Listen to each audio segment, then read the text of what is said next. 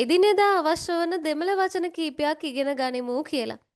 වචන මේ තියෙන එදිනෙදා අවශ්‍ය වන දෙමළ වචන. හැබැයි උදාහරණ වාක්‍ය විදිහටත් පොඩි ඒවා දාලා තියෙනවා. අපිට කතා කරනකොට, ලියනකොට එදිනෙදා ඕනේ කරන පොඩි පොඩි දෙමළ වචන ටිකක් තමයි දැන් මේ ඉගෙන ගන්න හදන්නේ ක්‍රියාකාරකම එක යටතේ. දැන් ඉස්සරෝම මම කියලා තියෙන්නේ. මම කියන්නේ කොහොමද දෙමළෙන් කියලා මෙහෙන් ලියන්න මං ඉඩ තියලා තියෙනවා.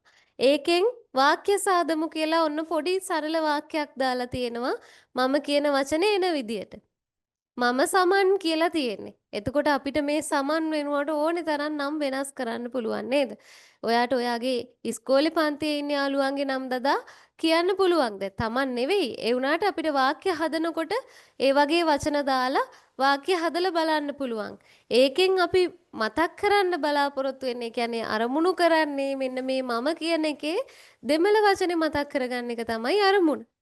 ඒකයි චූටි වාක්‍ය දාලා අපි ඉගෙන ගන්න. එතකොට මම කියන එක අමතක වෙන්නේ නැහනේ.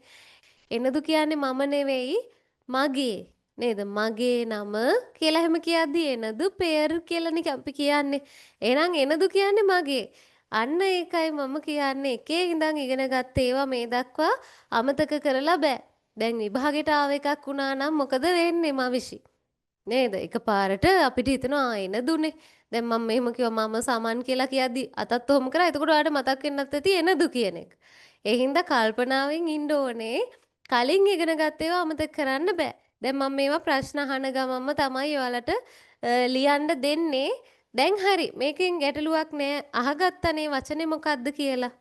එහෙනම් මම කියන්නේ නාන්. මෙතනින් ලියන්න පුතේ නාන් කියලා උච්චාරණේ. ලොකුවට ලියන්න ඉඩ තියෙනවා නාන්. නා යන්න හල් නයන්න. දෙමළෙන් පහතින් ලියන්න නා යන්න හල් නයන්න. මේ නා යන්න ඊළඟට හල් නයන්න මේක.